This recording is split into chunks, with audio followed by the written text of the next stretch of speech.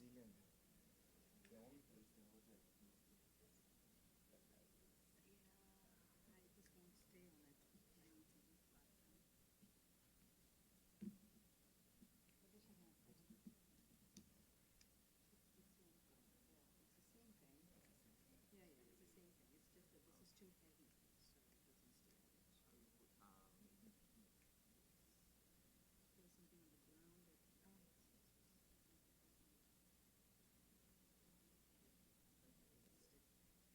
there you go. Just so we can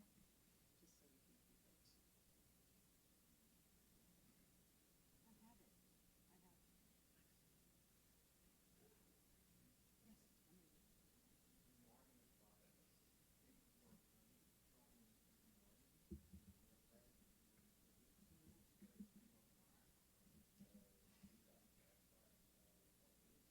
I have it. I have it. Yes, I'm ready. YouTube need that.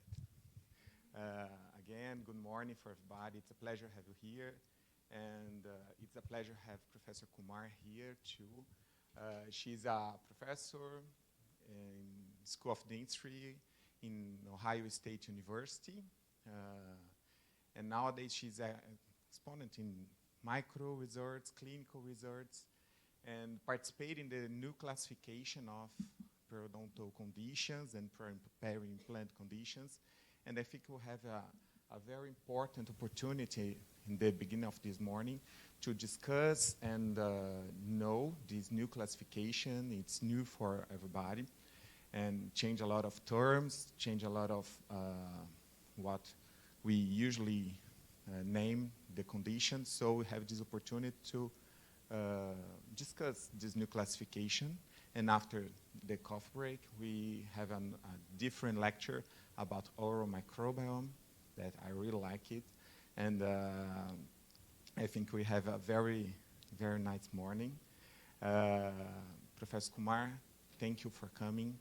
It's a pleasure, and we are here to listen to you. Thank you.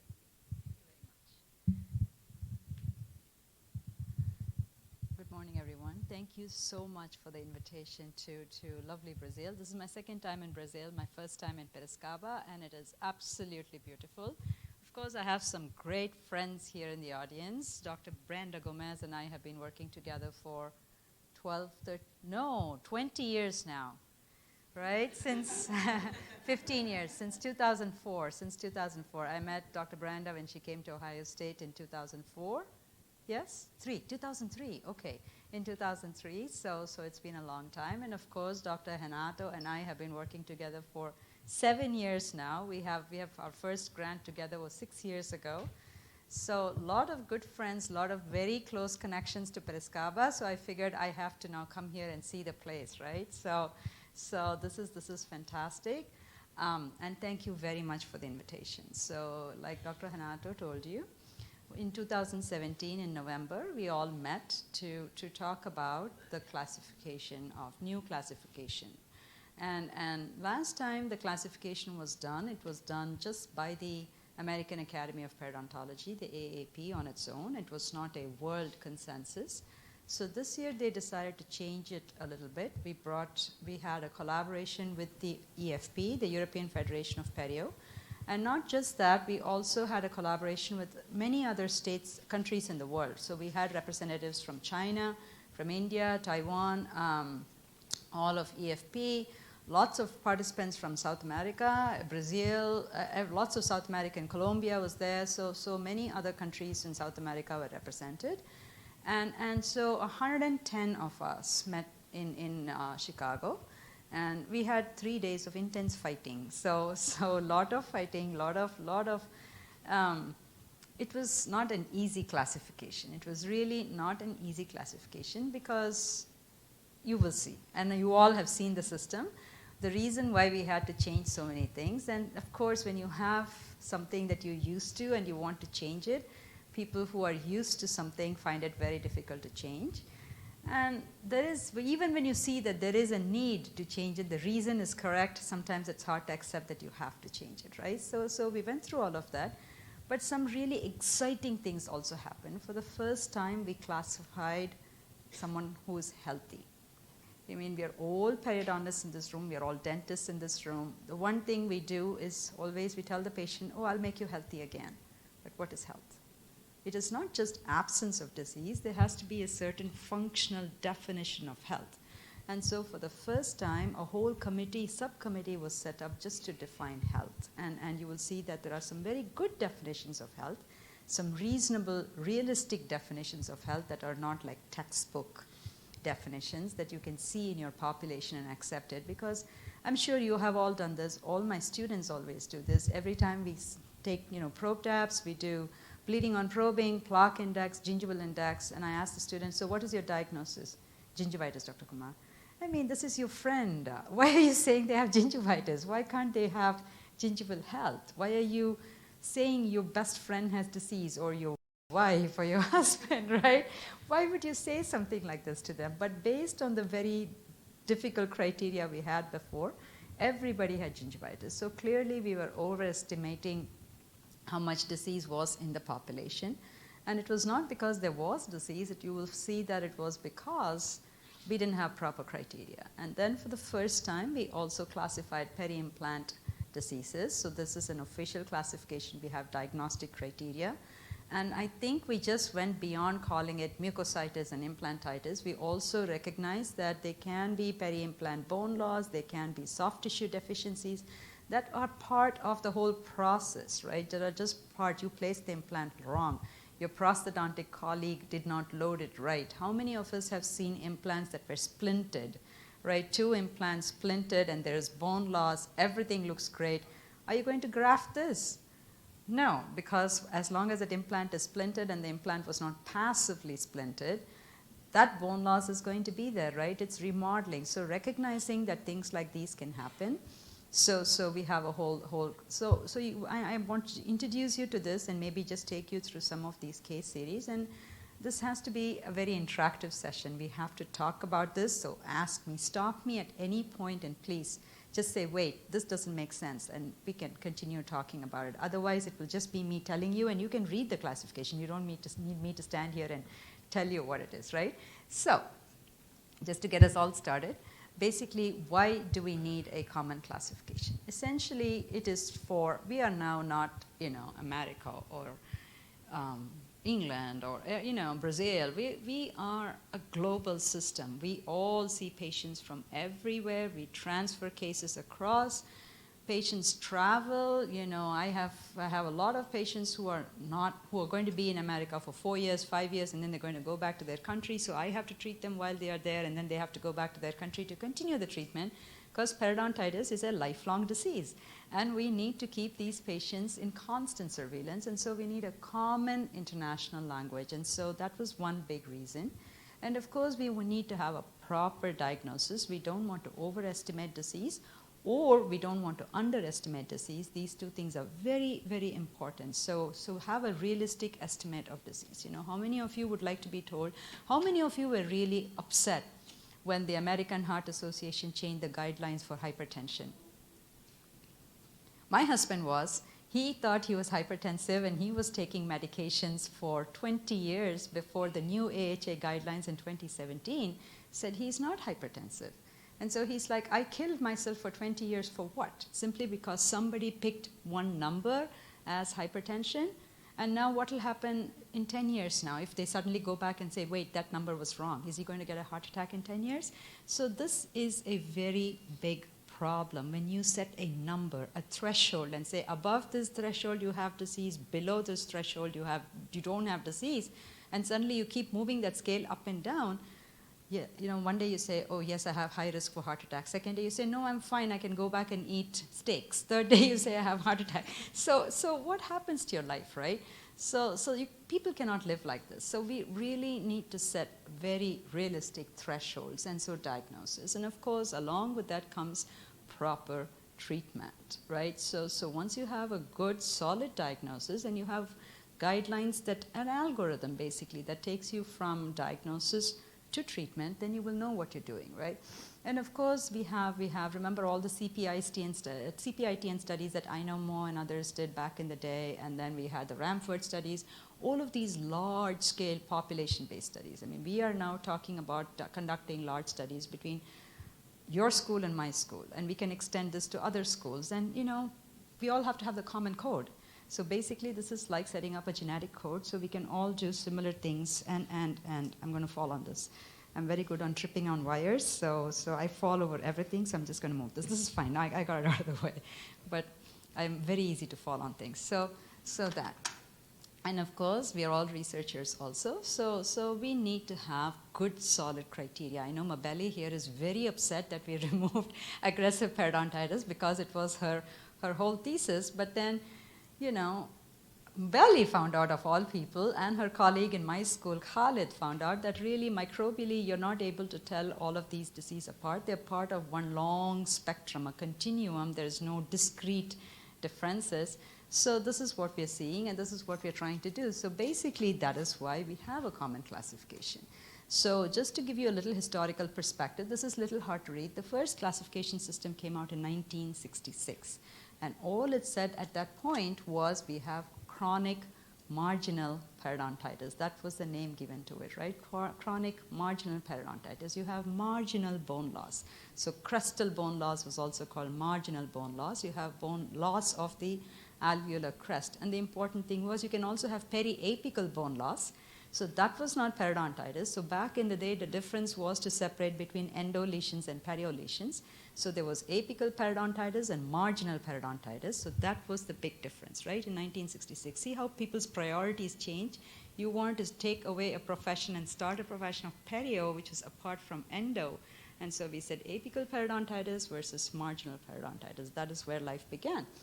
And then in 1977, we started seeing some evidence that there is a whole new spectrum of disease. And Gottlieb talked about this in, when was this, 1942, 43, or even earlier than that, 1937, I think. Gottlieb talked about this. He called it deep cementopathia. So if you look at old textbooks of perio, and these are really interesting. So in your library, sometimes it's good to go back and pick up the oldest edition of Carranza or the oldest edition of Goldman. There was a textbook called Goldman. They don't read Goldman anymore, right? So it's a brilliant textbook. It's a brilliant textbook. You should just go back and pick up a 1934 edition or a 33 edition just to look at it, right? And you will understand where we have come in terms of timeline. You're all too young to know anything more than the 2017 classification. It's just to understand the timeline of what we learned, right? So in 1977, people said maybe Gottlieb was not just saying things because he's saying things. Maybe there is a true subset of disease that is different from chronic periodontitis. At that time, the Sri Lankan studies, tea worker studies had come out by that time.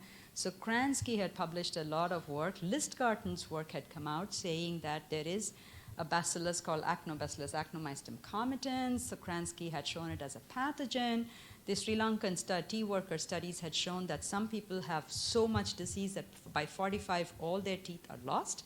Some people have no disease progression, and then some people have, slow disease progression, which is what? An average of 0.2 millimeters per year, right? So for every millimeter, which is what your probe can measure, it takes 5 years to measure it, correct? So you can only see attachment loss every 5 years. So those kinds of things. So that is what people were finding out. So based on all of these, they said maybe there is a completely different disease entity. So suddenly now we have a new disease called juvenile periodontitis. Juvenile affects children, young people, adolescents, right? So juvenile periodontitis came out in 1977. All right. Then in 1986, people decided to even more increase. See now what we're doing, we're starting to, as knowledge of the immune system. So just to give you a little bit of history of why we're doing this, from 1950 to 1970, it was the golden era of periodontal microbiology. We believed that bacteria were the cause of all periodontal diseases, that they were the primary etiological agents, that bacteria between deep sites and shallow sites, sites with disease and sites without disease were different. Bacteria in patients with disease and healthy patients were different. Even in patients with disease, there were specific bacteria associated with specific kinds of disease. So this was the golden age of microbiology, and we had these big giants, so Kransky, Lisgarten, you name it, all of these giants came up, Tom Rams, Burmeister, Ed and Peg Moore, the Moores, they did some brilliant work. So everybody thought, yes, bacteria. As long as you can remove the bacteria, you can cure the disease. Then people started finding out that, if you just remove the bacteria, it's not enough. So, of course, everybody said, well, it is not bacteria at all, it is your immune system. And the whole thing was again, so some people, even with lots of plaque, do not have a lot of disease. Some people with no plaque have a lot of disease. So the pendulum swung entirely to the other side. And so then we started seeing from the 1970s till the 1990s, it was the immunologists were king, right? So it swung the whole way. We started looking for inflammatory cytokines. We started looking for genetic differences in interferon gamma or TNF alpha or IL-2 polymorphisms. So we started searching for all of these things, right? It was immuno. And the thing was, yes, bacteria can start the disease, but they don't sustain the disease. It is the host response to the bacteria that actually causes the disease as we see it, right? The bone damage, the attachment loss. It's not because the bacteria are causing the bone damage, it's because the host responds to the bacteria.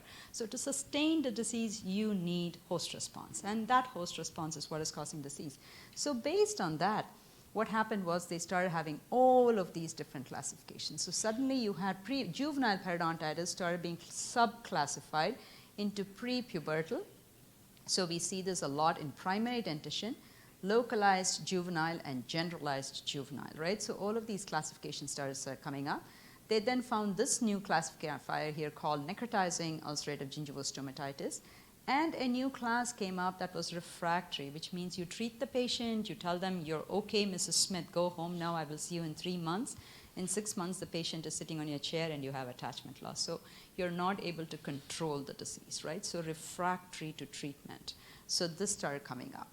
And then fast forward another 10 years and people, it didn't change a whole lot, right? They added just one more thing. So here, periodontitis associated with systemic diseases. In this age, between 1986 and 1999, so in this classification system, wait, maybe we have, sorry, this is 1989. They didn't change the classification a lot except to add to one more thing, right? Systemic diseases. A lot of evidence started coming out.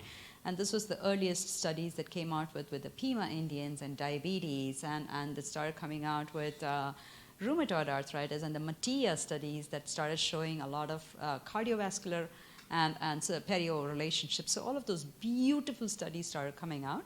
And so people said, wait, maybe systemic diseases, nutritional diseases started coming up. So they started saying maybe there is a periodontitis that is associated with systemic diseases. And it is not the fact that the patient has plaque in their mouth that is causing disease. It is because they have some kind of a systemic disease that is being manifested as periodontitis. So all of the studies on Chediak-Higashi syndrome, Papillon-Lefebvre, hypophosphatasia, so histiocytosis X. So all of these new diseases started being discovered, and they found that one of the manifestations, so Papillon-Lefebvre, what do? You look at a patient, you see this is a familial aggregation. You see that on their palm and on their knees, they have these huge keratotic spots. You take a X-ray panograph, and what do you see? You see no teeth, right? Or you see teeth floating inside the gums, right? There's no bone on the teeth. So it is not because they have plaque. It is because they have Papillon-Lefebvre that this is a side effect of that, right? So this is a completely different disease. And the important thing to recognize is that you can't treat this patient simply by controlling plaque. They need other forms of treatment, right? So that became important. And then we fast forward to 1993 when people said, wait, there is no prepubertal, there's no juveniles, let's go back and club all of these into one disease called early onset periodontitis. So see, there's a simplification. There's an attempt at simplification in 1993. All of this started becoming called early onset periodontitis. And then we come to the 1999 classification, which is what we were working on to change, which really just added other categories. In 1999, the big thing that happened was people said there is nothing called refractory periodontitis. Refractory periodontitis can be fit into any one of these categories. Sometimes periodontitis is refractory to treatment, either because the patient has uncontrolled systemic factors or the patient has, poor treatment outcomes, or the patient has an immunodeficiency, or any one of these things. There is nothing specific that says this patient is going to be refractory to treatment and this patient is going to be successful. So we cannot predict who will be refractory and who will not. Or maybe we can predict based on their systemic factors and other things. So essentially there's no separate category. So they took out this thing, right? So when we came into the 2017 classification, this is basically what we had. We had all of these systems, and we were trying to see, should we keep this or should we not keep this, right? And so we spent some time. Why did we need to change? Basically, one thing we found was we had no definitions of health. What is health, right? We're looking at a whole different set of circumstances here. You see someone who has pristine, what we would call clinically pristine gingiva, and then you have the lower papillae that are slightly blunted. There is one spot of bleeding on probing there on that tooth. Is this patient healthy, or do they have gingivitis? Or you have a patient who looks like this, no attachment loss, definitely some levels of plaque, some levels of calculus, absolutely no attachment loss, and no pocket depths, no bleeding on probing, all pocket depths less than 3 millimeters, but definitely interdental bone loss, interdental attachment loss. Compare this to this patient who has attachment loss, but their gingiva looks pristine. So which of these 4 patients would you call as healthy? And if it is healthy, what does it mean for treatment outcomes, right? What are you going to do for treatment for these patients? The other question became, is it a patient with gingivitis or is it a site with gingivitis, right? All patients with if a patient has one site with gingivitis, does that patient immediately become a patient with gingivitis? I have bleeding on probing between my first and second premolar here, number 28 and 29. It bleeds. I floss every day for sure, but it still bleeds sometimes. Does that mean I have gingivitis? I hate it if somebody told me I have gingivitis, right? I think I'm very healthy. Why? So is it a site with gingivitis or is it a patient with gingivitis? Now suddenly you're giving a big label, right? If I'm a patient with gingivitis, I have to actively take care of that problem. And so we're changing how we think of me. If it's a site with gingivitis, I see the bleeding that day, I go in and I floss extra, or I put an interproximal brush in, or I do something, or I just clean it out with chlorhexidine if I need to, and then 2 days later it's gone. It's gone, that's it, no problem, right? So suddenly I can't keep switching. Today I have gingivitis, tomorrow no. Today yes, tomorrow no. So that becomes difficult. So that is another question we were really trying to answer. And then the big thing was this thing called gingivitis intermenstrualis, right? So we have this thing where pregnancy gingivitis, which is accepted, puberty gingivitis, which there was really no evidence to show that actually there is a specific condition called puberty gingivitis, or gingivitis in women who are on contraceptives or oral contraceptives or during menstruation, right? So these are the cases that were given to us as cases with menstrual gingivitis. You can see lots of plaque, lots of calculus, lots of gingival enlargement, and then you can see this marginal erythema with some levels of plaque deficits, right? So the one thing, the committee as such, the first thing we did was we said there's no such condition, let's take it off. So that went out very, very quickly. So there was some reason to take it out. And then of course we come to this very, very difficult situation. Here are 2 male people, men with periodontitis. You can look at their clinical condition. It looks like they never picked up a toothbrush in their life.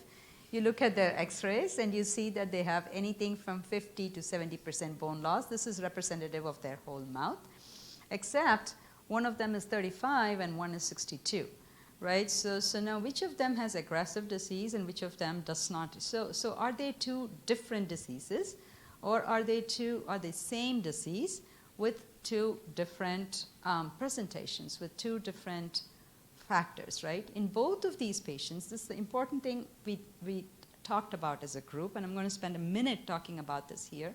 The important thing that we talked about is for both of these patients, when you think about the process why disease happened, there was plaque, there was dysbiosis of the plaque environment, which led to an immunoinflammatory response in the host, which led to bone loss and attachment loss. So the pathway didn't change for both of these people, right? For one of them, when you think about, let's think of breast cancer, for example. When you think about, let's take diabetes as an example. Let's take diabetes, type 2 diabetes. Why do you get type 2 diabetes? You get type 2 diabetes because you are insulin resistant, right? So basically, insulin cannot get into your cells, and so sugar transport is affected, right?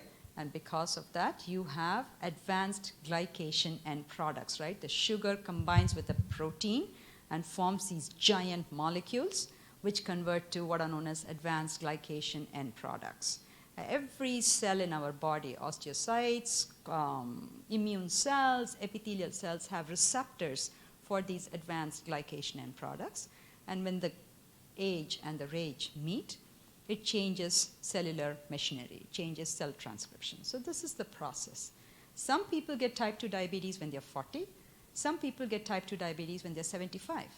But for both people, the process is the same, right? The pathology, the underlying pathology is the same. We felt with periodontitis that is exactly it. You have a dysbiotic microbiome.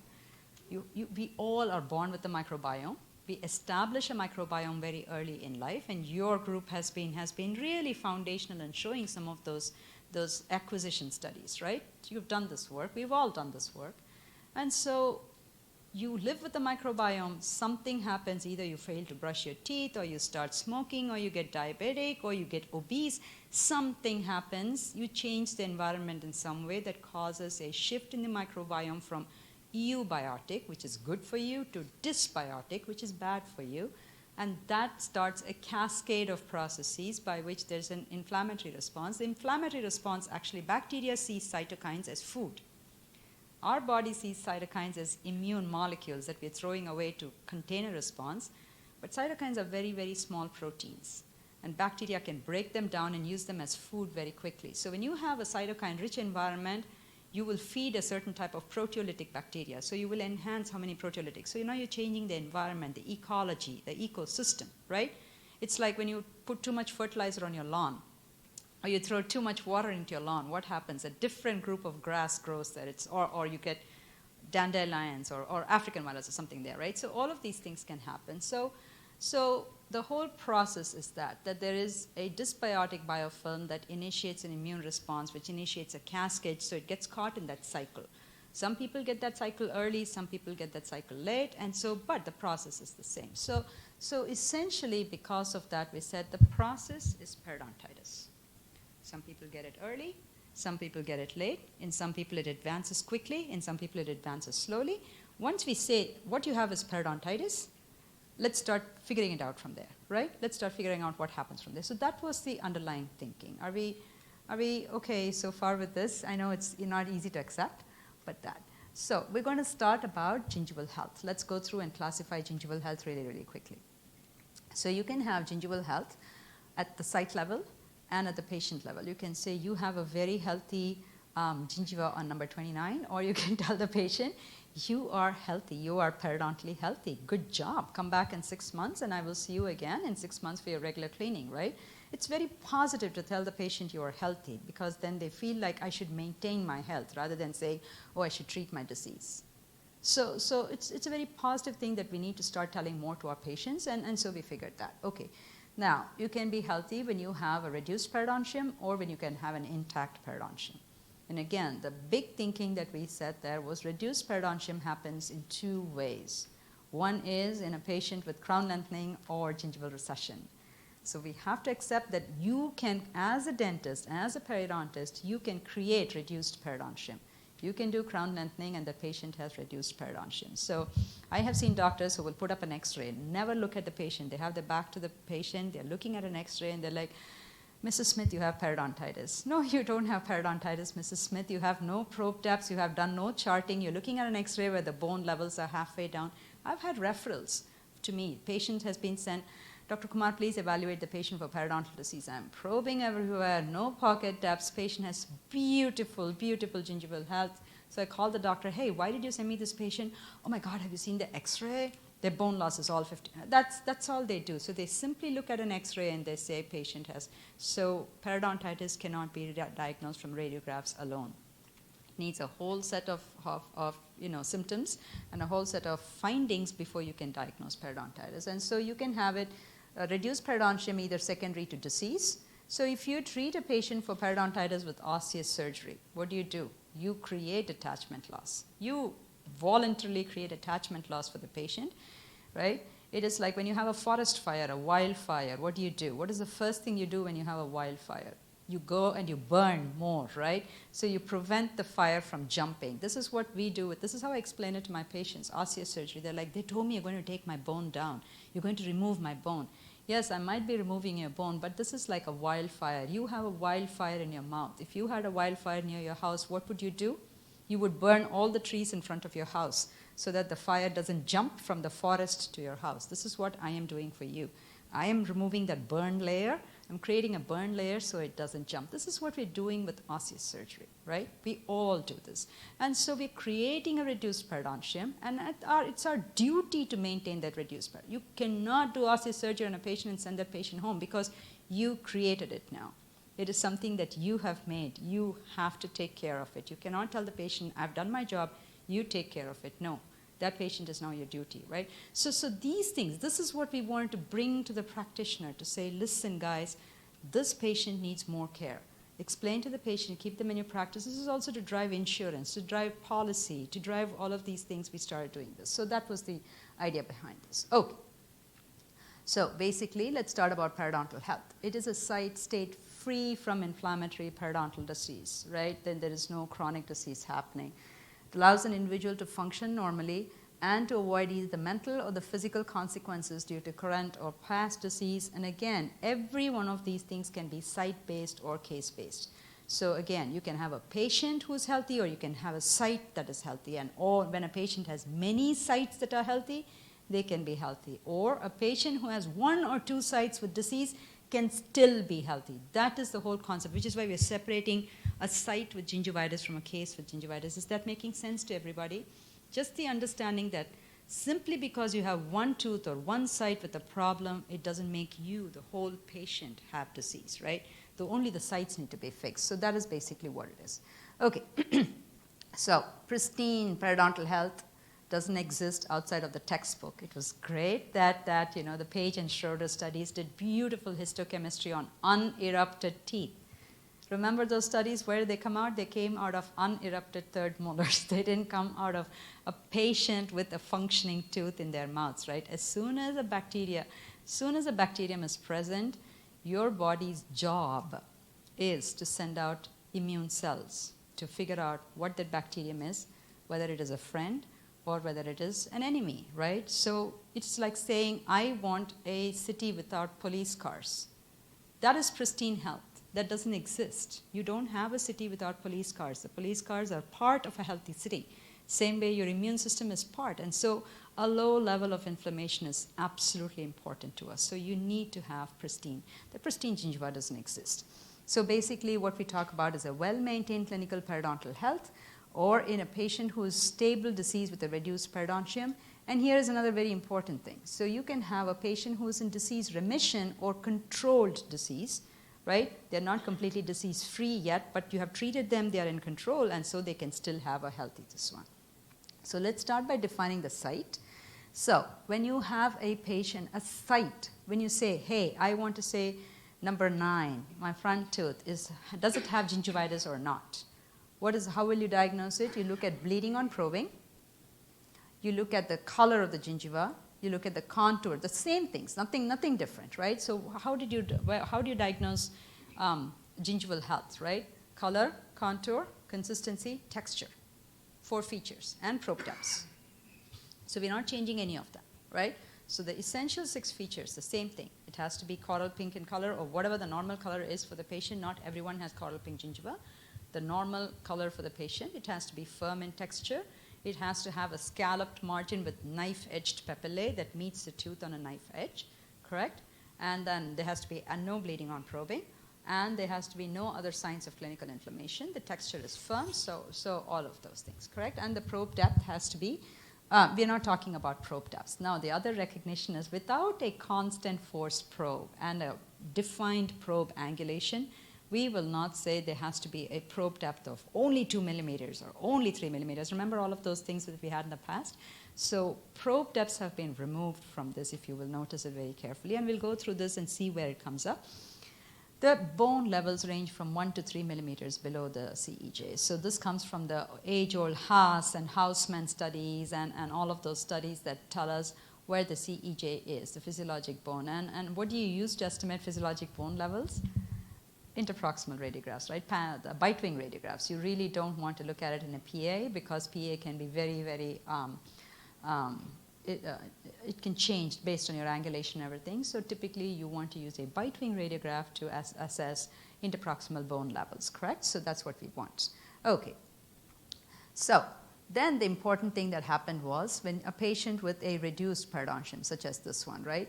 You can have a patient who is stable periodontitis, and you can have a patient who never had periodontitis. So they only have gingival recession, or you did some crown lengthening on them, but they still have reduced periodontium. Okay, the important thing, the reason why we split this up like this is because a patient with periodontitis is a patient of periodontitis for life. That is the message here. Once you have a patient with periodontitis, they do not revert to a healthy state ever, right? So just like a patient with a heart attack is always a patient with a heart attack, you cannot take that away from them. They wear that label. Patient with periodontitis is a patient with periodontitis and therefore requires just as much care as you were treating them as periodontitis. You're not going to tell them, you're fine, I will see you every once in a year. That doesn't happen. You have to keep them on frequent maintenance.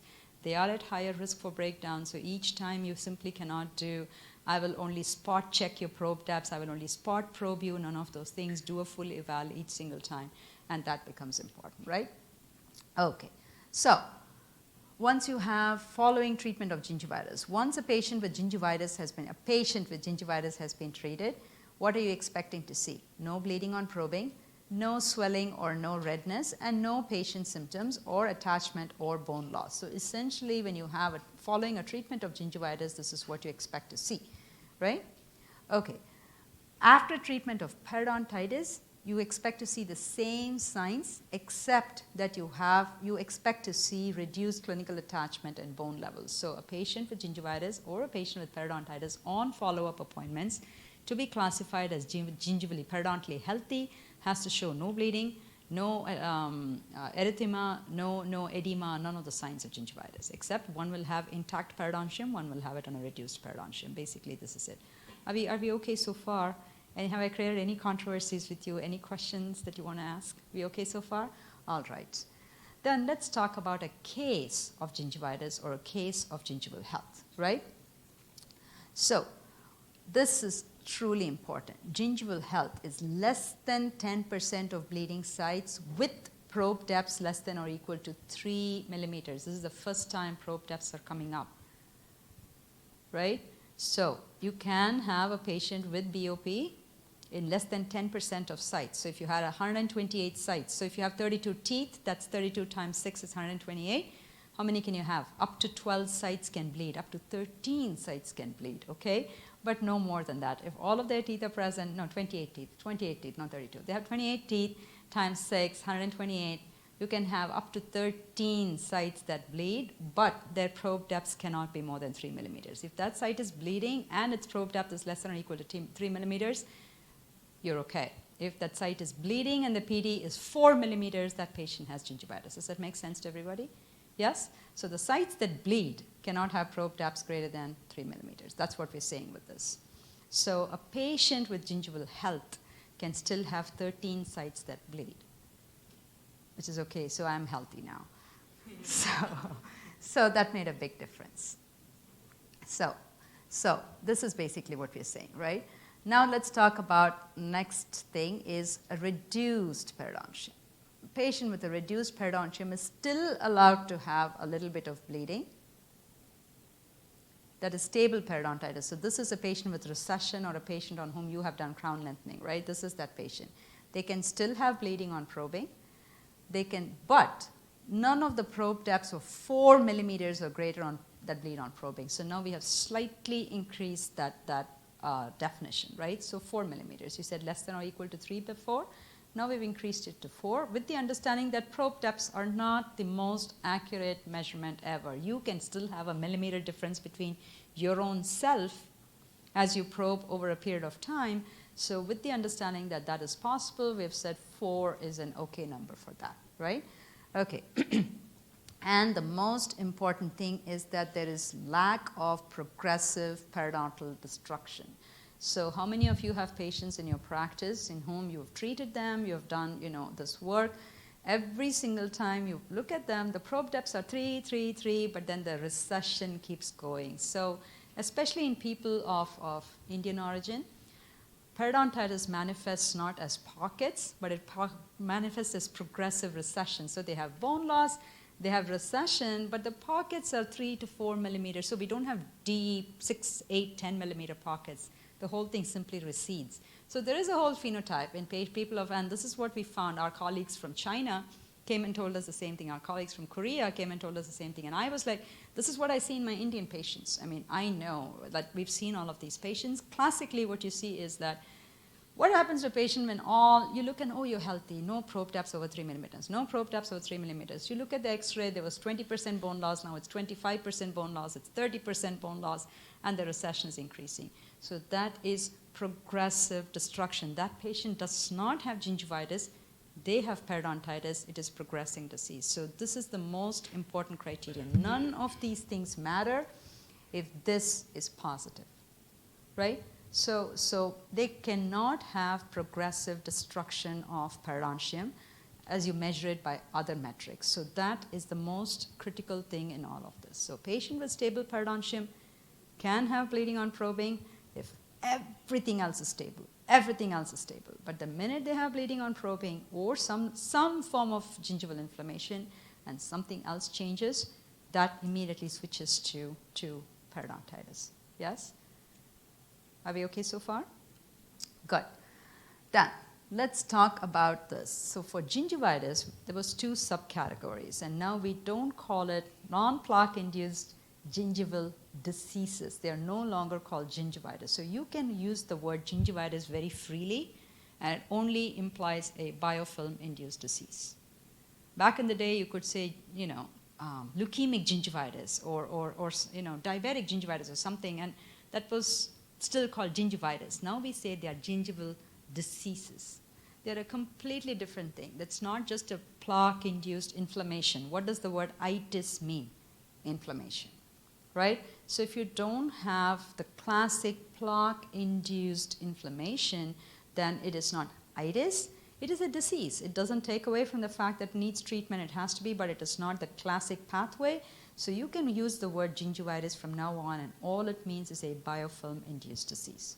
If it's anything else, it becomes classified under gingival diseases, right? So that is something that we really wanted to bring out to the group and say, listen, so when you hear the word gingivitis from now on, it cannot mean anything except patient forgot to brush their teeth. Did you have a question, ma'am?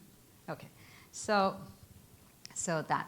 And here, this is something that I wanted to bring here. This is something that the group, we said we will talk about this as we talk about this, is that when you have gingival inflammation on a reduced periodontium in a patient of periodontitis who has been successfully treated, you cannot rule out recurrent periodontitis. They may be recurrent periodontitis. So when the patient, let's say you treated your patient, they went off to another dentist for maintenance, and 7 years later they show up in your practice, and now you're seeing some level of gingival inflammation. You have no records, you have nothing, you know how you left the patient, and you're looking at them and you're like, well, there's gingival inflammation, it's less than 10% of sites. I typically tell these patients, I am not going to say you're healthy, even though the definition says you're healthy. There is a possibility that this is recurrent periodontitis. I don't have your records from your previous dentist, so we will make a definitive diagnosis the next time you are in my chair. Yes? Right? So at first presentation, it's very difficult to tell your patient whether they are healthy on a reduced periodontium or gingivitis on a reduced periodontium, or if they have recurrent periodontitis. So whether it's gingivitis on a reduced periodontium versus recurrent periodontitis is a very, very gray area, and everybody recognizes that. We recognize that, so don't put them in buckets at the first visit. Wait for the second or third visits before you put them in a bucket, right? So that is something that you have to monitor. If you have previous records, great. If you don't have previous records, this is always an issue. Patients never show up with previous records. It's almost like that was my past life. I'm going to leave that behind. We're going to put a screen on it. Nobody needs to see it. We will start fresh here. And you can beg and beg and beg, but they never send records. So it's a pretty terrible situation that we have. All right. Okay, so these are all from the AAP website, and there are some beautiful guidelines and companion papers that have been developed. So I would say this is a long list. It's a beautiful list. We typically, for a particular reason, we have put it on an A4 size paper. So you can print it, laminate it, and leave it on your desks. It immediately, very quickly allows people to say, hey, what does my patient have? Gingivitis or not? Healthy or not? So it really goes through that, right? So here is a story, right? And without attachment loss. In intact periodontium, so there's no attachment loss in health or in gingivitis. Probing pocket depths can be less than 3 millimeters in both. But if there's less than 10% bleeding on probing, they don't have gingivitis. But if they have more than 10%, 10% or more, 10 or more, sorry, not more than 10%, 10 or more, then they do fall into gingivitis, right? So you start with probe depths. If the probe depth is okay, then you look at bleeding on probing. And if the bleeding on probing is 10 or more, classify the patient into the gingivitis bucket. That is what we have talked about. All right. In a reduced periodontium patients, same story, right? They will have, both patients will have attachment loss. The probe depths can be very similar. Again, bleeding on probing is important. Now, if the patient only has gingival recession, that's why you're calling it reduced, they may not be radiographic bone loss because it's all on the facial surface. If it's a patient of crown lengthening, then they can have radiographic bone loss, which is why we put this thing as possible here, right? Sometimes you can only have Miller class 1, Miller class 2 recessions, and that's what you will have. So that is that. Then the third one is a successfully treated patient, and this is where differences start coming, right? A patient with less than 4 millimeters or less than or equal to 4 millimeters with no BOP, no site with BOP, none of the 4 millimeter sites. So here is a patient, right? They have 6 sites in their mouth with 4 millimeter probe depths. Everything else is 3 or less. None of the 4 millimeter pockets bleed, but 5 of the 3 millimeter sulcuses bleed. Am I making sense to everybody? The 4 millimeters don't bleed, but the 3s bleed. This patient is healthy. Yes? Okay? But if the 4 bleeds, if only one of the 4 bleeds, that patient has gingivitis. Yes? So that is how we're going to go through this algorithm. Yes? So bleeding becomes critical once there is a critical probe depth. So that 4 millimeter plus or minus bleeding becomes that tipping place there, right? So they can still have bleeding. You cannot tell your patient, oh my God, you have 4 millimeter pockets and you're bleeding. If that bleeding is not in the 4 millimeter pockets, they can still be healthy. And if it is less than 10% of the whole mouth, not of the remaining teeth. So let's go through all of these systems. So patient has 28 teeth, which means they have 128 sites, right? 6 of these sites have 4 millimeter pockets. They are only allowed to have 12 other sites, less than 12 others, no, 12 other sites that bleed. Does that make sense? It's 10% of the whole thing. So it's not 10% of 128 minus 6. That's what I'm trying to say. Yes? Okay, so they're still allowed to have 12 other sites that bleed. So it's 10% of the whole mouth. So I don't want to complicate it anymore, but we'll leave it there.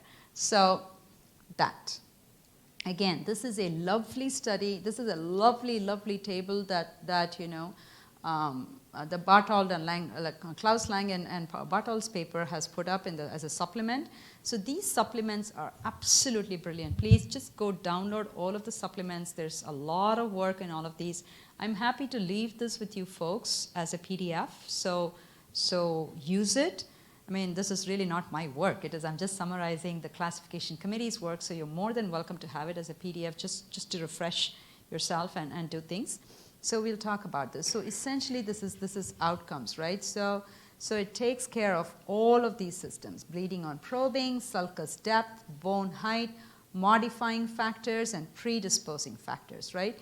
So it goes through all of these things, and this is one nice paper that summarizes everything that I just told you about. There's nothing new in this. It's simply talking about everything that I said so far. Okay. Then we move to non-plaque-induced gingival diseases. And this didn't change a whole lot. It didn't really change a whole lot. we kept it through the same categories, the same hereditary gingival fibromatosis, all of those conditions that were there before, specific infection, same thing, bacterial, viral, fungal, the whole list that we went through. Remember streptococcal, gingival, and HSV, and Candida, and all of these things, we had the same thing. And then inflammatory and immune diseases, the whole network of hypophosphatasia and Chidiac Higashi and all of them. So reactive, if you had a traumatic injury, amalgam tattoos, aspirin burns, thermal burns, all of them, cancers, neoplasms, endocrines, nutritional, metabolic, and gingival pigmentation. So all of these came into this category. And they are not diseases. Some of them can be conditions. So it doesn't mean that a person with gingival pigmentation has gingival disease. They have a condition which tells you that you can or cannot treat them based at the patient's discretion, right? If the patient comes and says, I hate the color of my gingiva, treat it. Don't tell the patient you have ugly-looking gingiva, let me treat it for you. That doesn't work that way, right? So that becomes important. Okay, let's come to periodontitis. This is the most complex. This is the most scary thing in this thing, right? Are we okay with gingival diseases so far? Do we have any questions before I jump on into periodontitis? Anything? All questions are fair game. No? We'll wait for the questions till the end? All right. Okay. So let's talk about periodontitis. Big changes. You all know that. And Mabelli hates me for that. But sorry. I know I have another student. Mabelli's colleague and with me is Khalid. And he looked at me and said, you knew this was happening. Why did you even start me on the study? That was the saddest thing. So I had no answer for him. But this is what it is. Big changes have come. We've put chronic and aggressive, and I explained to you the reason why we have put all periodontitis together. And instead of saying, well, you have chronic periodontitis or aggressive periodontitis, we've moved it to slightly saying, we will stage and grade this disease. So basically, we are borrowing from cancer disease classification, where they use the TNM staging, right? Disease, tumor node metastasis, as the staging and grading. And somehow we felt that it increases the, it was done for multiple reasons, and I'll tell you what the discussions that happened in the room. The first thing is that what does your patient with chronic periodontitis tell you? It doesn't hurt. I don't care. I have lived with this all my life. Nobody told me before I have gum disease. My teeth don't shake. If I lose this one tooth, I still have 32 other teeth, right? They never tell you that about their kidney or their pancreas or anything. They never say that. I mean, they never say, I have 2 kidneys, I can lose one, I can still function. Nobody says that, right? And so the thinking is that it kind of, we're not trying to scare the patient, but if you use a more term that they're more familiar with, and this is not just us. Most chronic non-communicable diseases are going to that. You also have stage 1 hypertension, you have stage 2 hypertension, right? So we are not the only ones who are talking about staging or grading. So people in other chronic non-communicable diseases. So this is truly one of those. Periodontitis is chronic, it's non-communicable. So we are also in that category. Just like you would talk about diabetes, you would talk about hypertension, you would talk about cancer, any disease. And I'm using cancer as a big example, and everybody, that's the most common, but we're really not trying to make it sound like cancer. We're trying to make it sound more like hypertension. What does it tell the patient? If you have a high stage of hypertension, what does it mean? You need medication, you need close follow-ups, you need to see me as soon as you have any form of symptoms. It doesn't matter if you're not ready for your next recall, show up in my practice, right? Same philosophy. Tell your patient you have a very higher stage of periodontitis, you need treatment, you need follow-up, show up if something feels off. Immediately call and come, right? So that kind of thinking to bring patients to a sense of this is a chronic disease, this has got stages, bring the sense of familiarity, the body systemic story, right? Take the mouth and put it back into the body instead of treating it by itself. So that was the thinking behind this. Okay. So the staging is basically the severity of disease at presentation, the complexity of the disease, and the grading provides a lot of supplemental information, right? It looks at the biological features of the disease, and I'll go through every single one of these as we go along, so we'll talk about it. And then, so basically we said not 3 but 4. So you can still have, the recognition was that endoperiolesions are a disease all by themselves. They are a category all by themselves. And they're really, primary perio, secondary endo, primary endo, secondary perio, the true combined lesion. Brenda can tell you all about it. So she has a student with me who we're working on to categorize those kinds of diseases. But that disease happens, right? So that's a completely different process on its own. And then necrotizing periodontitis is real. It exists. It is its own condition.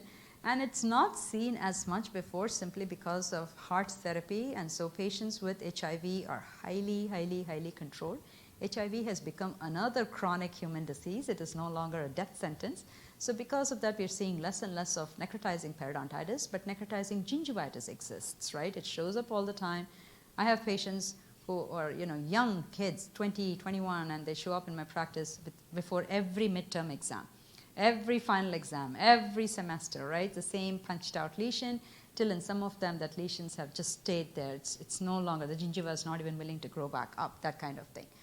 And periodontitis is a manifestation of systemic diseases. That is a whole category. We are not going to touch that. This doesn't follow the classic plaque-induced inflammation pathway. That's a completely different disease. So we're going to stay there. Okay. So a case of periodontitis. Let's define a case of periodontitis, right?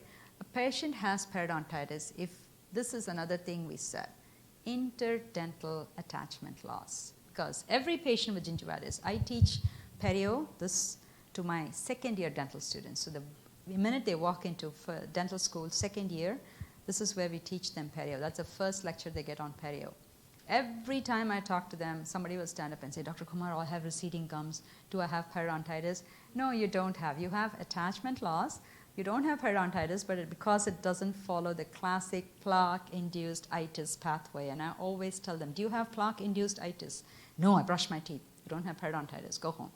So basically, that's something, you want to think about. And this is a very good, I love my students who come and ask that question because we teach them attachment loss of 2 millimeters, attachment loss of 1 millimeter. Well, everyone with recession has attachment loss of 1, 2, 5, 10 millimeters, right?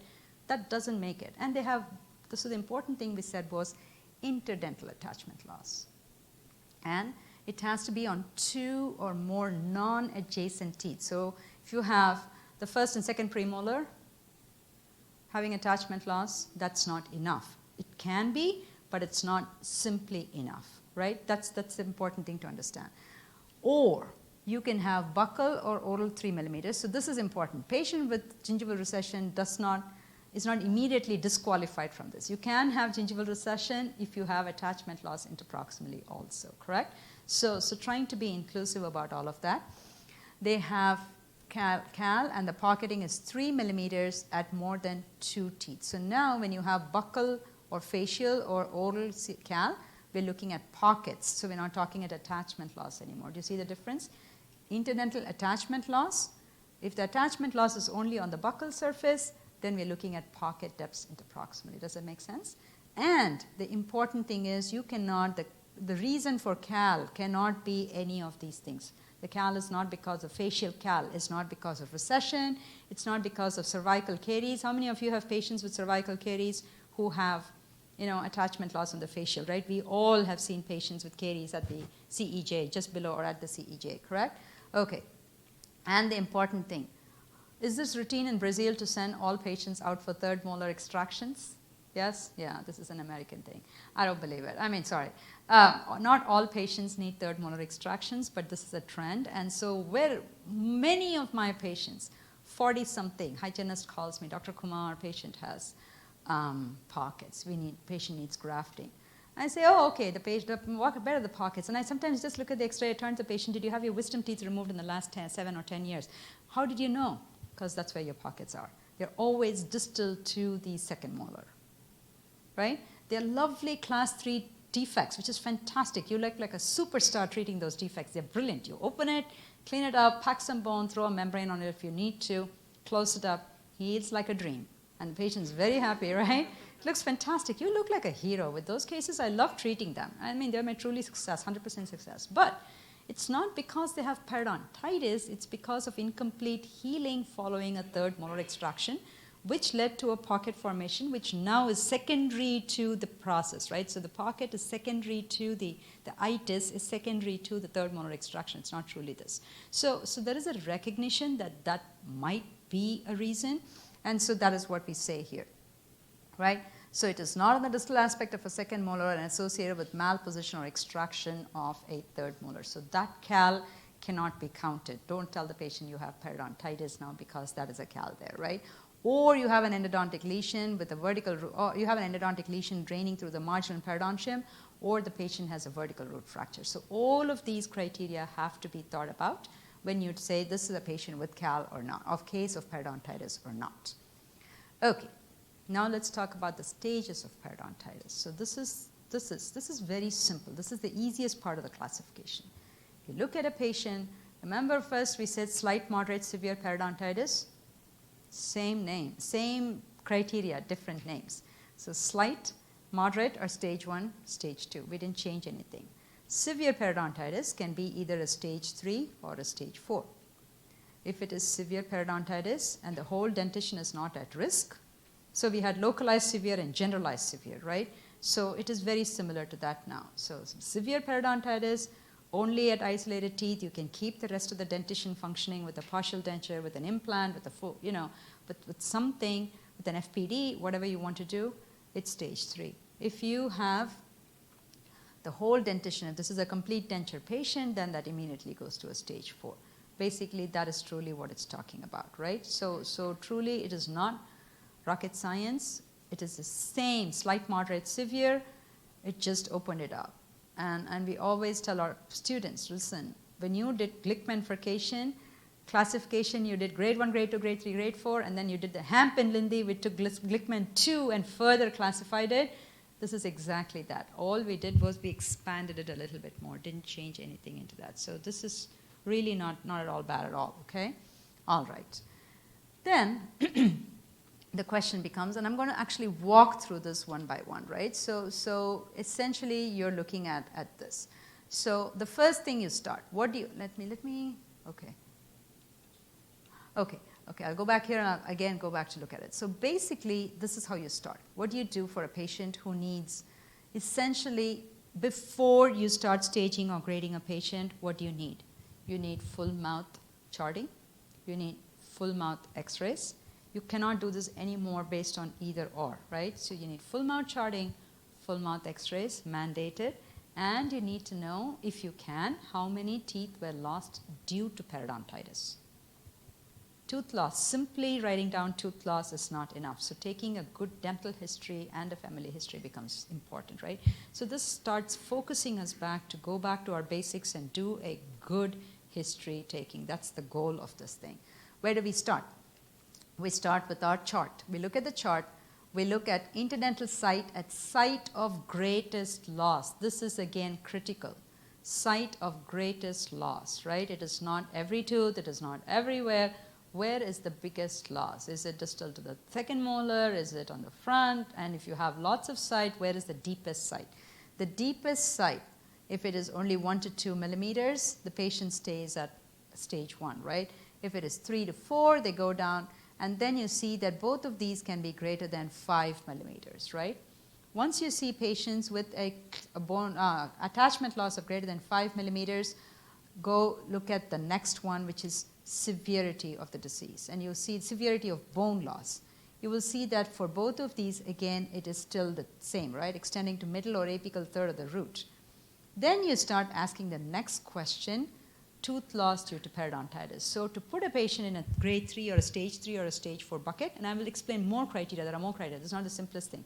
The simplest way of putting a patient into a stage 3 or stage 4 bucket is knowing how many teeth were lost to periodontitis before.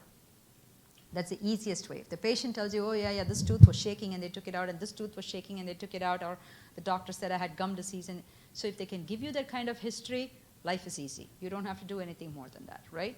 Then comes a patient who doesn't know anything, who says, oh, I don't remember. Did they take out this tooth? I don't have this tooth. I don't remember. Maybe they took it out when I was a child. And you're thinking, oh my God, is this aggressive periodontitis? Am I missing the whole thing, right? So all of these complications, that patient who tells you, yeah, they took that tooth out. Maybe I was 18, maybe I was 30, maybe I was 25, I don't remember.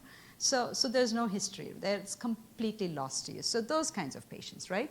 Then you can look at complexity, and I'll talk to you about this in a second. So hold that thought for any patient, stage 3 or stage 4.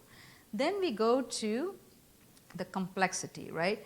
The complexity, if it is local, if it is horizontal bone loss, and here, if you look at it, vertical bone loss of 3 millimeters or more. And in addition to all of these things, if there is a vertical bone loss of 3 millimeters or more, a class 2 or a class 3 defect and or a moderate ridge defect, the patient starts getting into a stage 3, right?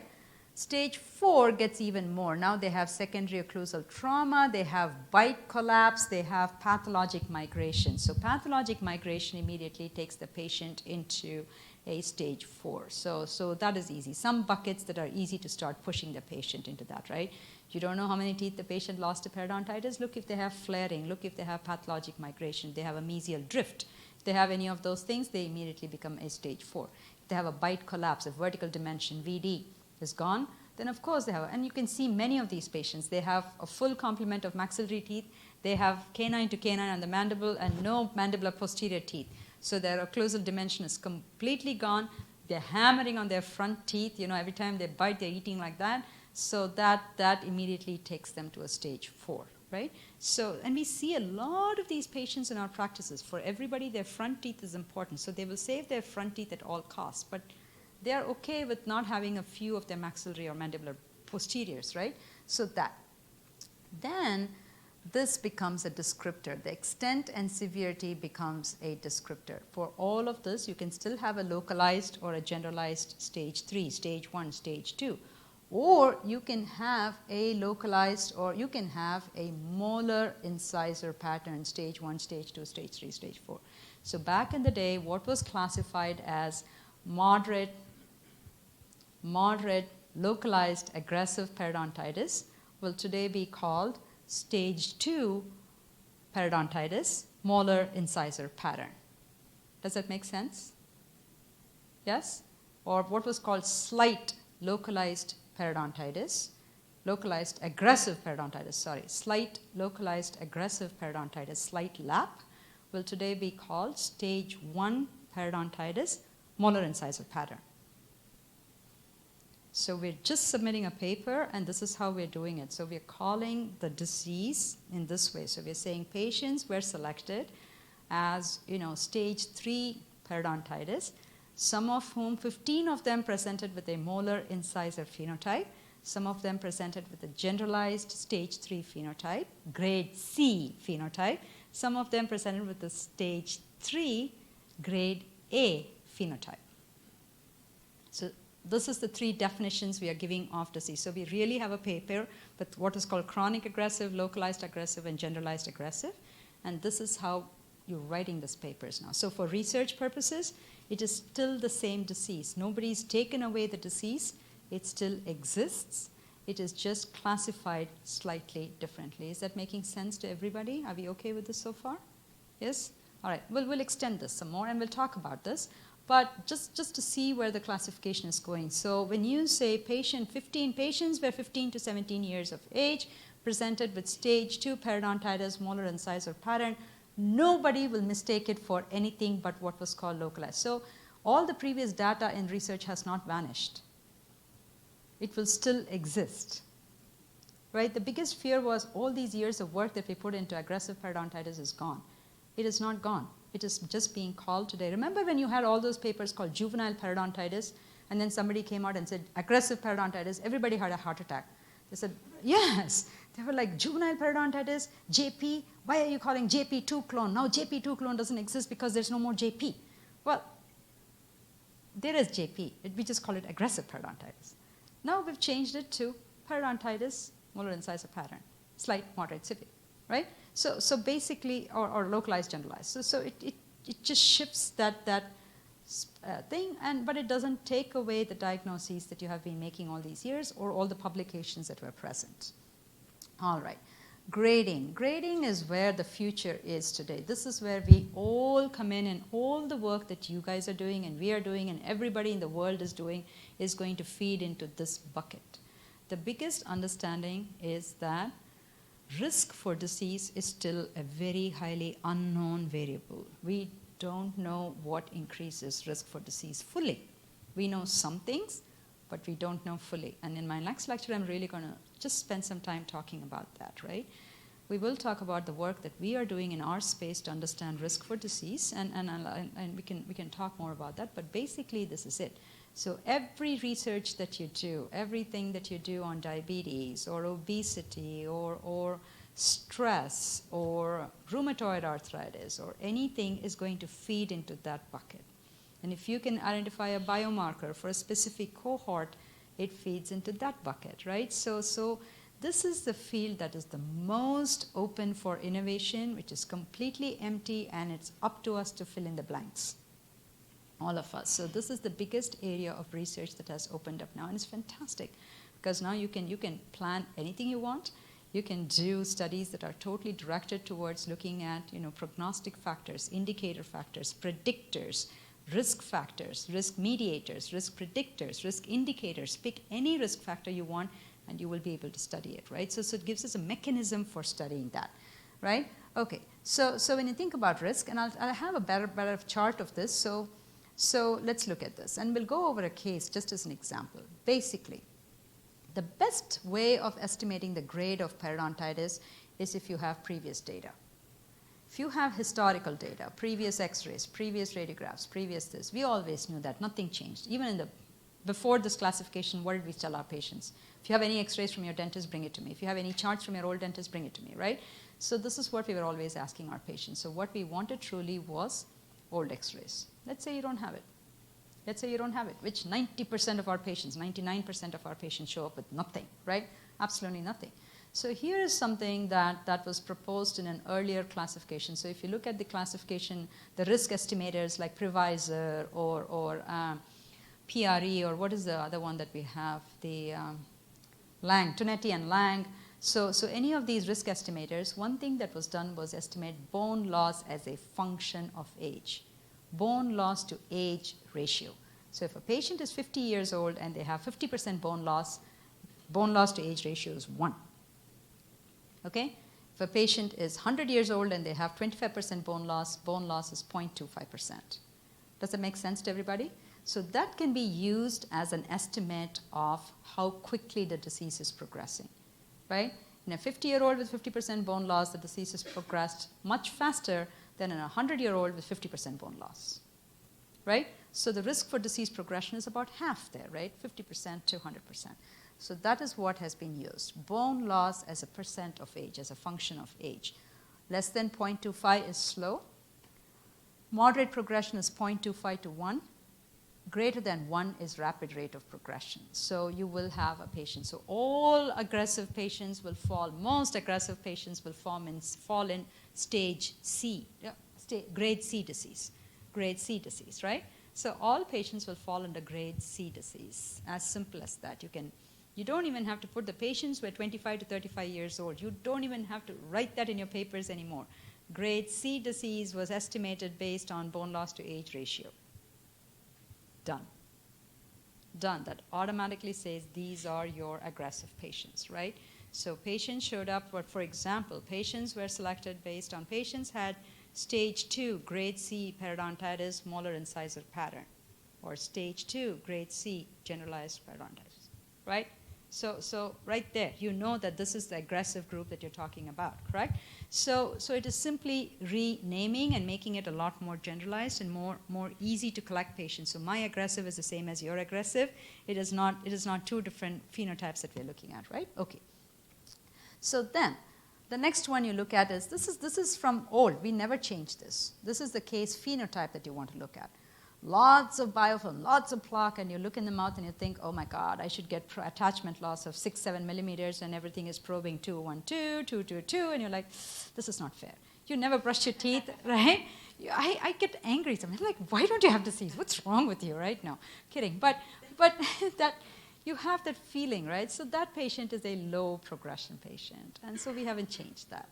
Then there's a patient, you look in the mouth and say, yeah, you never brushed your teeth. Let's start probing. And you say, yeah, 5, 6, 4, 6, 3, 6.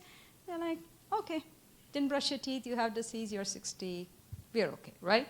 So that patient. And then you look at the patient and think, oh, wow, beautiful, what beautiful. And I look at the patient, like, you have beautiful teeth. And I pick up and I start probing. And then, poor thing, I lose the probe right inside their sulcus. And I'm like, I'm so sorry for you. So we haven't changed that. So that's the next thing that you can use to assign grading for a patient, right? So that is one thing you can do. And of course, there are modifiers. Smoking and diabetes, we know.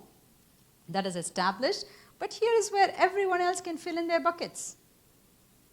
This is, see, only question marks. The classification committee came up and said, we don't know. We don't know. Is stress important? Is nutrition important? Is obesity important? We don't know. Is an obese smoker worse than a non-obese smoker? Is a obese diabetic worse than a non-obese diabetic? Do we know any of these things? We don't. We don't. And so let's do it. Next 10 years, let's fill in those buckets, right? This is it. This is really what we should be doing. And this is, to me, this was very inspirational. I came out and I said, hey, gang, we have work to do now. Let's go and start filling buckets now. Really, this is what we have to fill, all these buckets of knowledge. We have to fill all of these gaps in our knowledge, and it is up to us. If we don't do it, some scientist without a dental background will fill it, and we can, again, have not completely, so these have to be patient. Start up from the patient, go back and get that data, verify it, validate it, come back and fill it in. So that becomes really, really important. We really want patient-based biomarker long-term trial kinds of studies. That's it. All right. So again, I put this slide up. I don't even know. Okay. The important thing to remember, there is no more periodontitis with gingivitis. Every patient can only have one grade or one stage, correct? So look at the worst tooth. There is only one stage per patient. The worst tooth, the worst site in that worst tooth, right? That's important. Number 6 has periodontitis. Number 6 has cal. Look at mesial, distal, buccal, lingual of number 6. The worst cal determines the disease. Only one grade per patient. And this is very simple. Automatic stage 3 or 4, if you have vertical bone loss greater than 3 millimeters, stage grade 2 or grade 3 furcation. So automatically it moves into that bucket. Automatic stage 4 if there are less than 20 teeth remaining. So this is the NIDCR classification for function. So you have to have 21 teeth or more for normal optimal function. Less than 20 teeth, automatic stage 4. Everything else can be fine, but they move into an automatic stage 4, right? This is if a patient has periodontitis. Don't say a healthy mouth with reduced periodontium, only 20 teeth is 4. No, no, no. First start with the diagnosing of periodontitis and then go from there, right? So that becomes truly important. Okay. Of course, these are the other ones, systemic conditions affecting periodontal abscess, endoperial lesions, mucogingival defects and deformities. This one, occlusal trauma has been removed. It's called traumatic occlusal forces. Remember we had the term called trauma from occlusion? And that, the old, now why am I forgetting his name? The Carranza, Glickman. The old Glickman theory of zone of co-destruction, that if you have periodontitis and you have traumatic forces on the tooth, the disease can progress much faster, attachment loss can progress much faster, and all of those beautiful diagrams of the crestal bone with the 3 pathways going like that. So there is no evidence. It's not to say it doesn't exist. All the committee said was there is no evidence at this point to prove that. It was great back then. So if the evidence comes up, this can be changed. But if anybody was doing the study and there is evidence to show that having a tooth in traumatic occlusion changes the progression rate of the disease, then of course a longitudinal study can change that. But when you look at the Harrell and Nunn studies, if you look at the mobility studies that came out, there's nothing that directly connects one to the other, right? So this is, instead of calling trauma from occlusion, this is now being changed to traumatic occlusal forces, recognizing that they are injurious to the periodontium, that outcomes of periodontal therapy are better if traumatic occlusal forces are removed, but not that they have a direct cause in accelerating disease. So that is the whole reasoning behind changing this. Trauma from occlusion simply means that causes that, right? So that cause and effect. And the most important thing we did was we added this tooth and prosthesis related factors, because we know the dangers of a bad denture on the mouth, right? And we have to recognize that poor prosthesis, overhangs, poorly contoured crowns, poorly fitting margins, poorly placed clasps, no clasps, all of these crazy things, how they can change how they can affect the periodontal health. And so we've included prosthesis-related factors in this one. And so under mucogingival defects and deformities, we've replaced the Miller classification. Miller 1, Miller 2, Miller 3, Miller 4 has been replaced with recession type 1, recession type 2, and type 3. So basically, this is not any different. So the Miller type 1 is still a class 1. Miller type 2 is a type, this type 2. But the type 3, remember there was a type 3 where it said the recession extends beyond the mucogingival junction, and the one that it extended beyond the mucogingival junction with interproximal bone loss. Those two have now been put under the same bucket. Essentially, it's not super different, but they all have been just reclassified and condensed a little bit more because outcomes. How do you treat these patients? You treat them both very similarly, right? You tell them, we cannot expect 100% root coverage. The root coverage will only extend to where the level of your interproximal bone is. I cannot build bone like this. You explain all of those things, right? So the outcomes and the expectations and everything is similar. So we have grouped patients with interproximal bone loss together. So basically, that is what we have done. The other thing that we have done is look at gingival biotypes. So under mucogingival defects and deformities, 3 new biotypes have come up. One is called the thin scalloped biotype. You all know this, patients with long, thin, and the way to judge this is, we have said, that we put the probe under the gingiva. So extend the probe inside the gingiva. If you can see the probe, it becomes a thin scallop biotype. If you still cannot see the probe, it's a thick biotype. And within the thick biotype, it's subclassified into 2. You have a thick flat biotype. This is not an ideal example, but it's close to. You have more square teeth. You have a thick thick flat biotype, excuse me, and you have a thick scalloped biotype. So you have something that looks long. Of course, this patient has recession and everything else, but essentially you're looking at a thick scalloped biotype. And the reason for this is because outcomes of therapy or even therapeutic modalities are different, right? You don't necessarily have to always do a graft procedure for these patients. You can advance flaps. You can do different things. So treatment options are different for these patients. All right. The next thing that we did was change what is called biologic width. In a whole biologic system, everything here is biologic, right? The bone is biologic. The cementum is biologic. So everything is biologic. So biologic width was kind of a little to say everything else others is non-biologic. If it's not epithelial attachment or if it's not supracrustal fibers, then everything is non-biologic. So to change that, this was known as supracrustal attachment. So a crown that invades the supracrustal attachment, which is truly what it is. The epithelial, the junction epithelium, along with the gingival fiber complex, the supracrustal attachment. And now it is there as a disease entity. If someone stuck a crown without doing crown lengthening, they are liable. So this forces us to look at it carefully and say, if there is not enough space, above, below the CEJ for me to place a crown and to have a reasonable supracrustal attachment, my patient needs crown lengthening. It has to be done. We do not. So if you don't do it and there is a violation of that, it becomes a disease entity, right? So this is called violation of supracrustal attachment.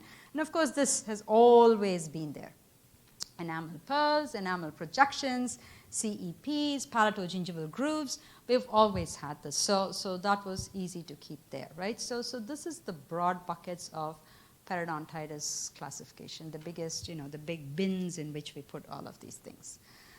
Then we came to peri-implant mucositis, peri-implantitis. Basically, this is not any different from what we all know these diseases as. So nothing majorly was done. Basically, what we said was you're looking for redness, shining, swelling, classical signs of inflammation, a local spot. So even the littlest bleeding in a peri-implant sulcus. So the biggest push was peri-implant mucositis is a serious disease. Unlike gingivitis, it directs the progression from mucositis to peri-implantitis is a lot more direct and a lot more faster than the progression from gingivitis to periodontitis, right? So all the studies have shown that not all gingivitis progresses to periodontitis, but all periodontitis begins in gingivitis, right? And then there was the other beautiful study that came out in 2016, 2015, that showed that multiple episodes of gingivitis increase the risk for periodontitis. So you get gingivitis once, you're okay. You get gingivitis 2 times, you're okay. 10 times, are you still okay? No. So the number of times you get episodes of gingivitis is what pushes your risk for periodontitis. With mucositis, we're going to be even more severe. Any mucositis as defined by these criteria. So a little dot of blood, that is not the result of a traumatic bleeding. Any bleeding on probing that is accompanied by visual inflammatory changes. Suppuration. So all of these define peri-implant mucositis. Truly, it is not any different. We have all been saying this in our practices. We just put it down into words this time, right? And then peri-implantitis. Of course, you have to have inflammation. You have to have, or suppuration, bleeding on probing, increased probe depths as compared to measurements placed at obtainment of the crown. So when you put your abutment in crown, baseline measurements and the probe depths have to change from that.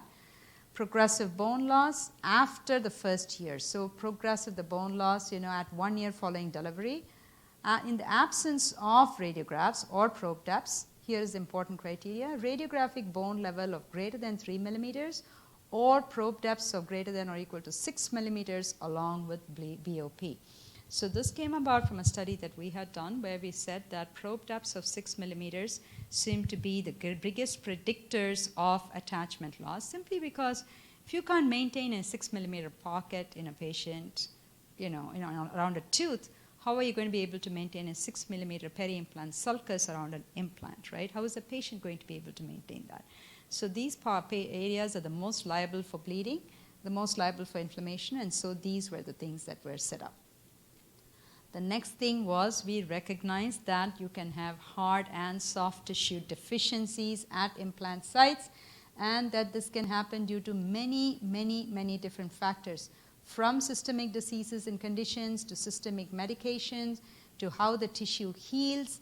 So I'm not even going to read through this. Biomechanical factors, we basically said anything, literally anything can affect the hard and soft tissues. So you want to be careful that these factors are not confused with peri-implantitis. Unless you have inflammation, unless there is itis, there is no itis. There is no disease, right? There can be some other condition. There can be just a hard tissue deficiency. There can be a soft tissue deficiency. Look at it very carefully. Patient may have simply bleeding simply because there is no keratinized gingiva there. Complete absence of, and how many patients do we have with implants? There's no buccal mucosa. There's no buccal KG, right?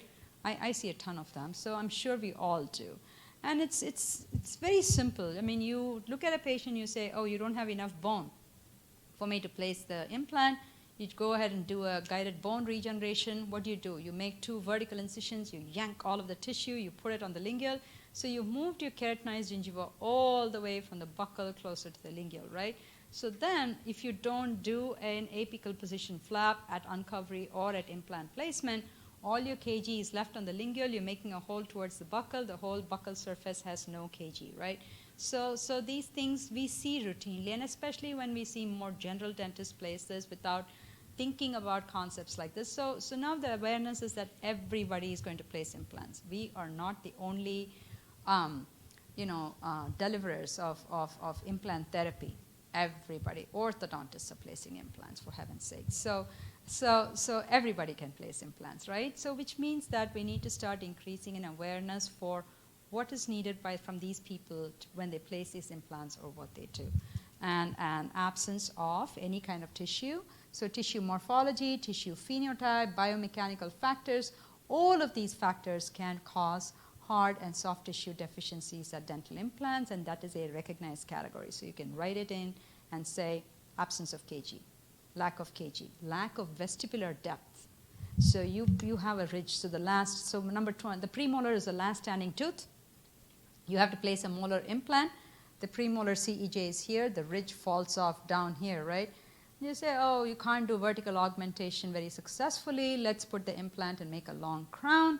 All that is great. Patient takes the brush to start brushing that area. What is absent when the ridge is so low?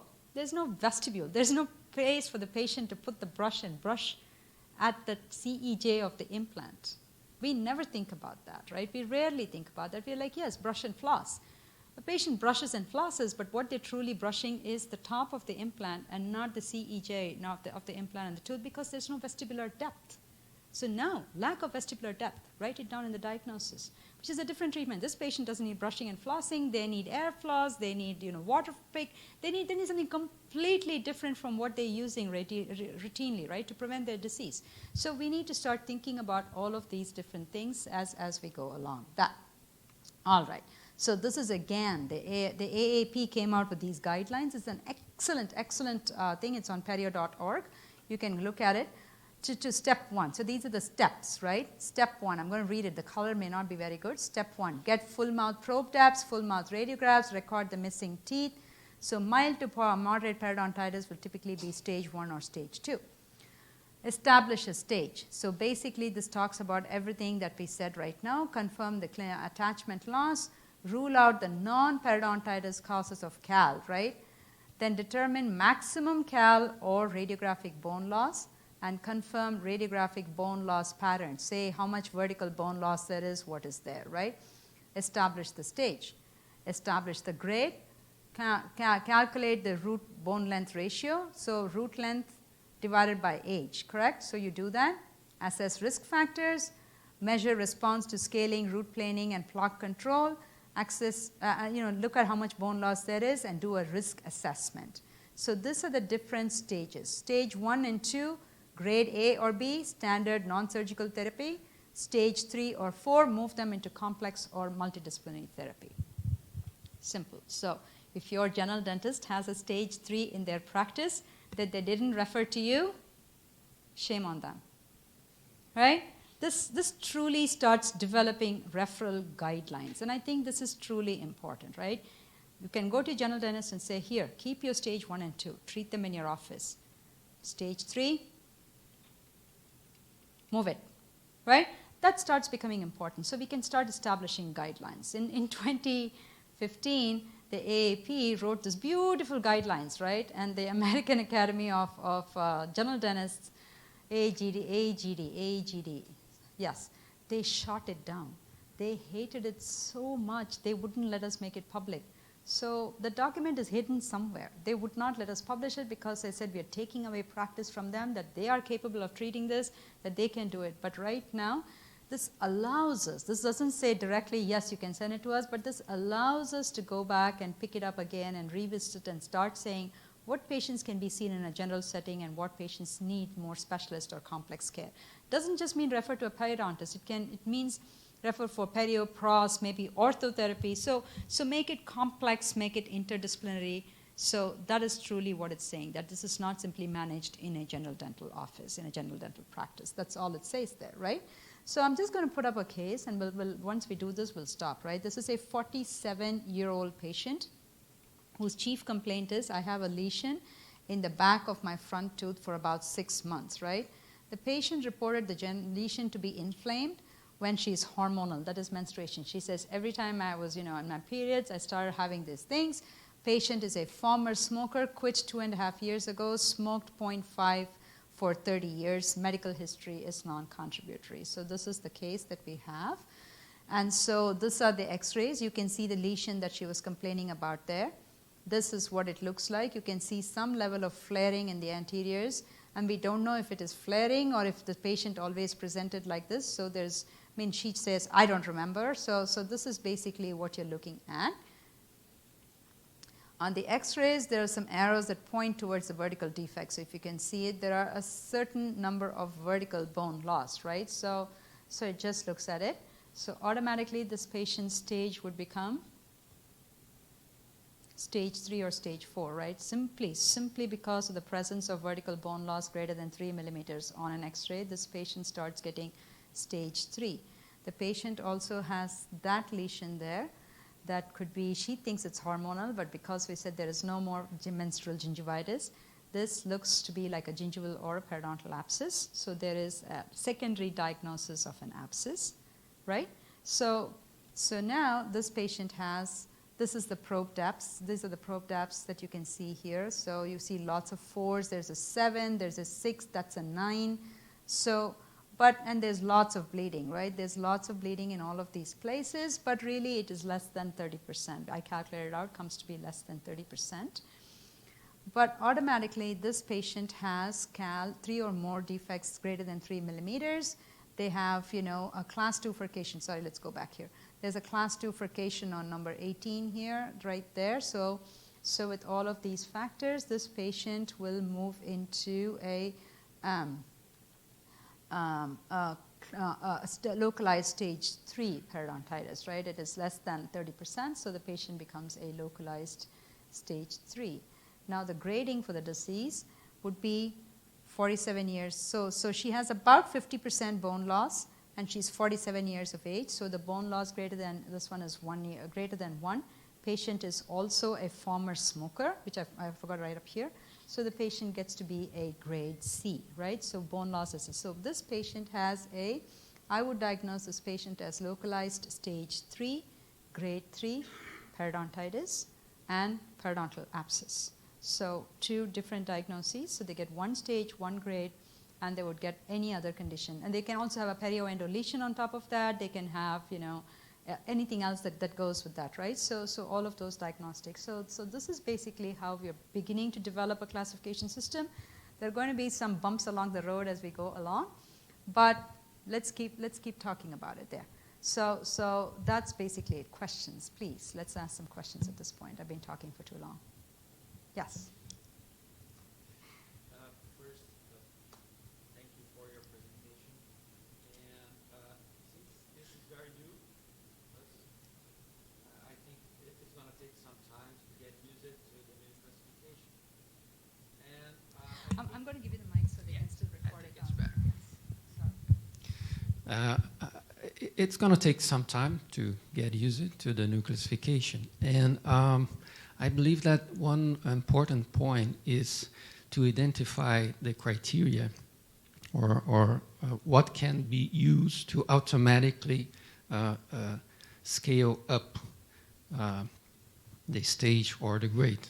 You mentioned the number of teeth that were lost due to periodontal. And we have in the grading system the number of cigarettes. Can we use the number of cigarettes to automatically place the patient into the grade C, for if he smokes more than 10 cigarettes, for instance? So great question. Thank you. Great question. So yes. So I didn't go through all of the details in that, but the number of pack years is also, there is this, let me go back a few slides. Somewhere in this, there's a thing that talks about, sorry, this is too fast and everyone's here. So here, when you look at the stage, smoking, non-smoker gets a grade A. Smoking less than 10 cigarettes a day gets a grade B. Smoking 10 or more cigarettes a day gets a grade C. Same thing with HbA1c. HbA1c of less than 7, right, in patients with diabetes gives you a grade B. HbA of 7 or more, HbA1c of 7 or more goes up. They've also added C-reactive proteins, less than 1 milligram per liter, 1 to 3 milligrams per liter, and 3 grams. So there are additional criteria. So what I have done is I've simply laminated the sheet and I've put it up on my office because it's hard to get all of this. It's very data intense, right? So you have to think of many things now to come to a diagnosis. So this helps just to have a cheat sheet in front of you, but you're right. So there is dose response. The recognition is many of these factors have a dose response related, dose-related response, and so the recognition is that, and so we've used these criteria. Now tomorrow the Diabetic Association can come and say, now they're saying less than 6.5 is good, is pre-diabetic, right? Tomorrow they can say it's 8. The whole world lives on HbA1c of 8. 8 is normal. You can be a high-functioning, no systemic complications with 8, and then this number will change. So right now we're using less than 7 because 6.5 is considered pre-diabetic, right? The minute that changes, this will change. So this is like hypertension, right? Every day they change it, we change it. It is all hyperlinked to those criteria that they have. But yes, we can. So yes. Any other questions? Come on, don't let the professors ask all the questions.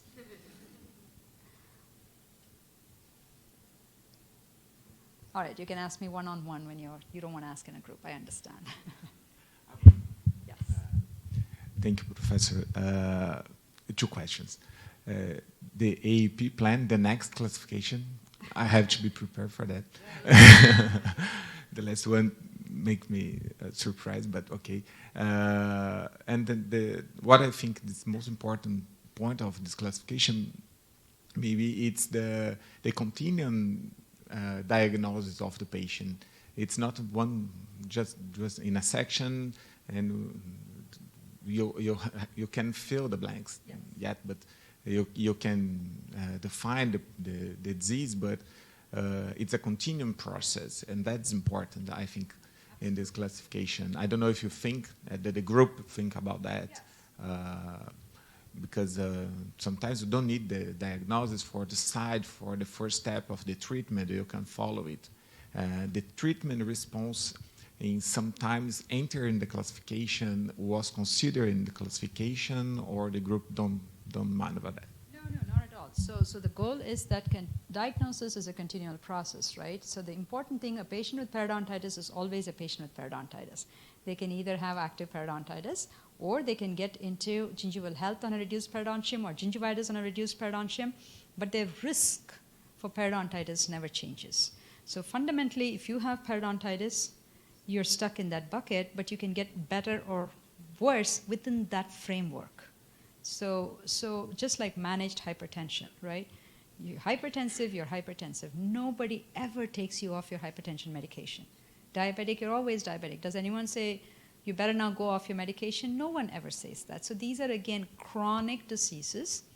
You stay on that, but you're a controlled diabetic, you're a controlled hypertensive, and the same way you can be a controlled periodontitis patient, which is periodontal health, and you can have a slight change up and down. You can have gingivitis. So in that framework, understanding that controlling the disease is the one good thing we can do for the patient. That is the fundamental drive behind this whole thing, right? Nobody ever lets you go off any other treatment. It's medically not advisable. Same way, you cannot go off your maintenance. Nobody can say, you're fine, go off, I don't need to see you for the next 10. You just can't, right? So that is the reason why. But yes, the diagnosis evolves. So your patient is not always stage 2 grade C periodontitis. They quit, they can move up. They get better with their diabetes, well-controlled diabetic, they move up. So the stage and grade keeps on changing each time. They may not have periodontitis at all. They may now have periodontitis with a reduced periodontium. They can have health on a reduced periodontium. So it is constantly modulating, and that is the whole point. And they can shift back and forth from anything. So they can go to recurrent periodontitis. They can go back to periodontal health. They can go to gingivitis and reduced periodontium. They can go back to periodontal health. So you keep on going between all of these different things, right? But you are never a non-periodontitis patient anymore. Disease experience is critical. Once you've experienced the disease, you have experienced disease. Either you are disease naive, you have no experience of disease, or you have experience of disease. Once you're there in that track. You never shift out of it. So yes, that is truly what.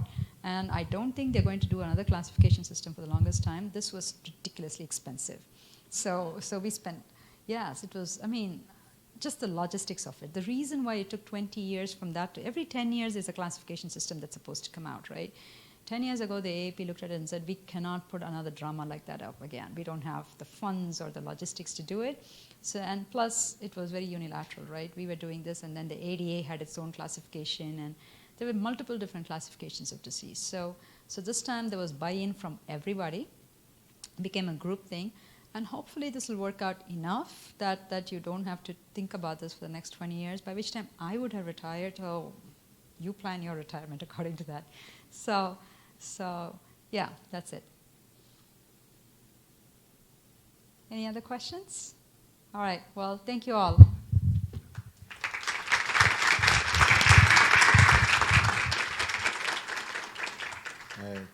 Thank you, Professor. I think we can have a 10 minutes break just to come back and change our channel and discuss our microbiome. Okay? Just a minute. Thank you, Professor.